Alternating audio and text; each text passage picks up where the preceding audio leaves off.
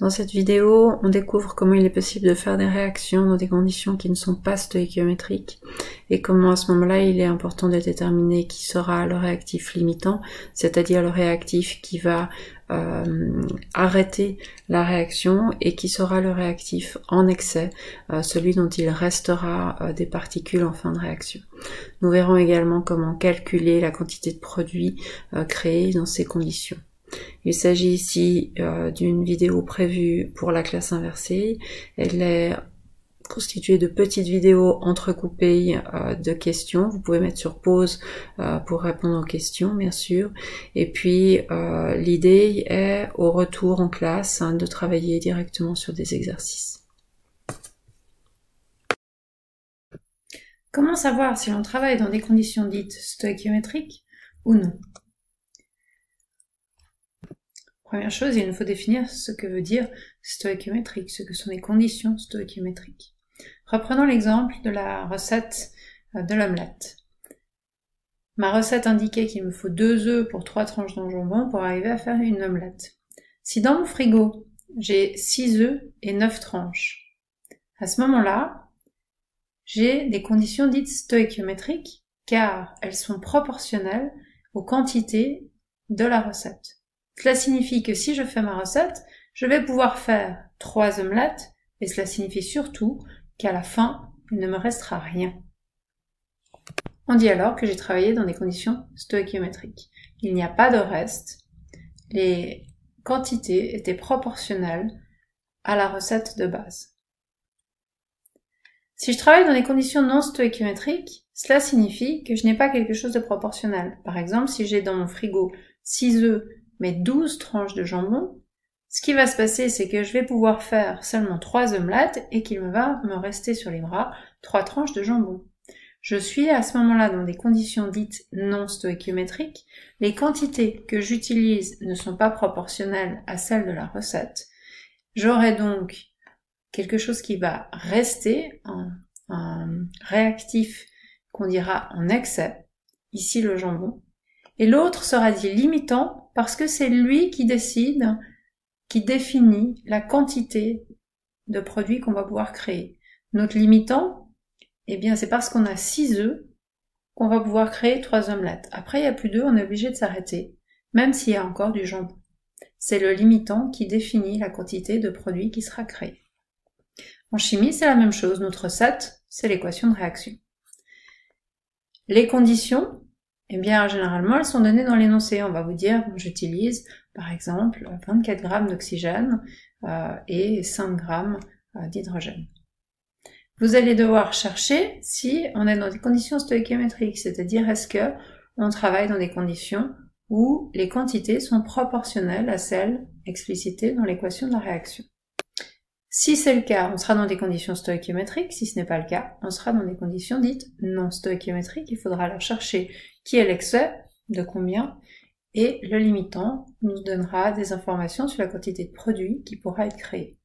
Pratiquement, le plus simple, c'est de choisir une des valeurs qui est donnée dans l'énoncé. Si par exemple, il y a 24 grammes d'oxygène et 5 grammes d'hydrogène, eh bien, je vais prendre les 24 grammes, je vais passer par le chemin de la mole pour pouvoir trouver la quantité d'hydrogène qu'il faudrait pour réagir avec ces 24 grammes, chemin qu'on a déjà suivi précédemment, et je vais trouver qu'il me faudrait 3 grammes de H2 pour pouvoir réagir avec ces 24 grammes d'oxygène.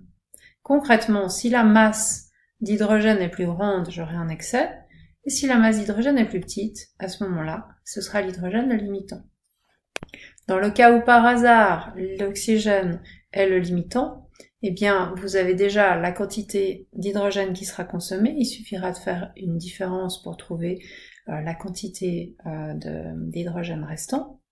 Par contre, dans le cas où ce serait l'hydrogène qui est limitant, il faudrait recommencer le calcul en basant votre calcul sur la quantité d'hydrogène, parce que c'est lui le limitant, c'est lui qui va décider dans quelle quantité la réaction va pouvoir se faire.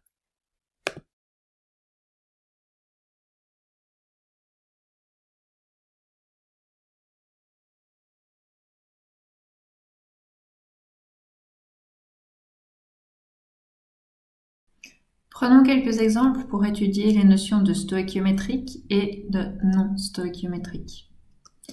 Travaillons ainsi avec des Legos. Mon équation de réaction, c'est que j'ai besoin d'une pièce blanche et d'une pièce orange pour former le résultat attendu, c'est-à-dire un bloc orange et blanc.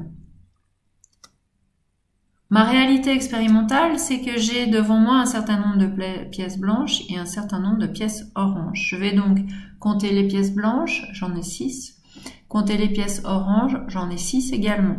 Le rapport respecte la recette puisque j'ai bien quelque chose, un rapport de 1 pour 1, 6 pour 6. Et je vais donc pouvoir former 6 arrangements orange-blanc. J'ai donc à faire une réaction stoïchiométrique. Elle respecte les proportions indiquées par les coefficients stoïchiométriques de l'équation de réaction et je n'ai aucun reste.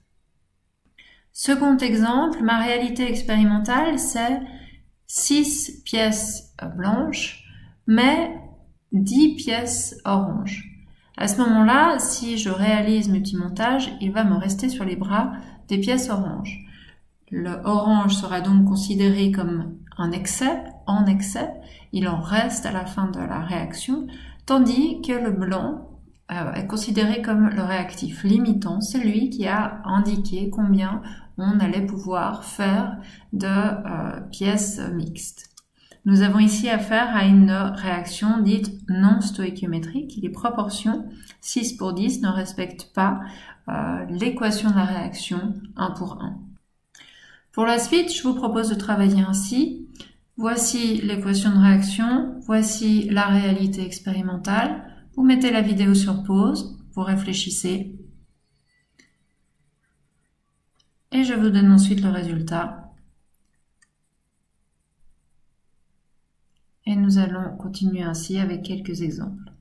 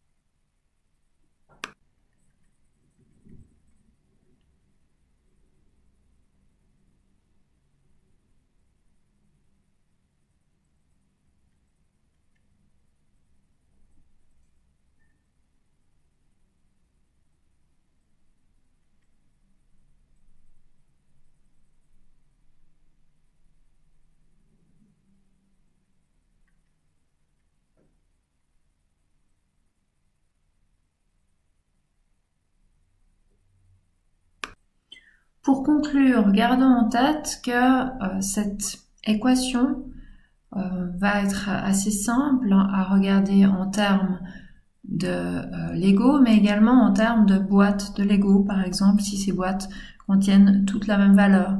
Si pour faire ma réaction, j'ai besoin de 1 Lego bleu et de 2 Lego verts, eh bien, je sais qu'avec une douzaine de Lego bleus et 2 douzaines de Lego verts, je vais pouvoir faire une douzaine d'arrangements, de même avec une centaine, de même avec une moule. Et c'est pour cela que souvent, lorsque l'on pose les règles de proportionnalité, on considère que l'équation n'est pas forcément donnée en termes de molécules, mais peut-être plutôt en termes de moules.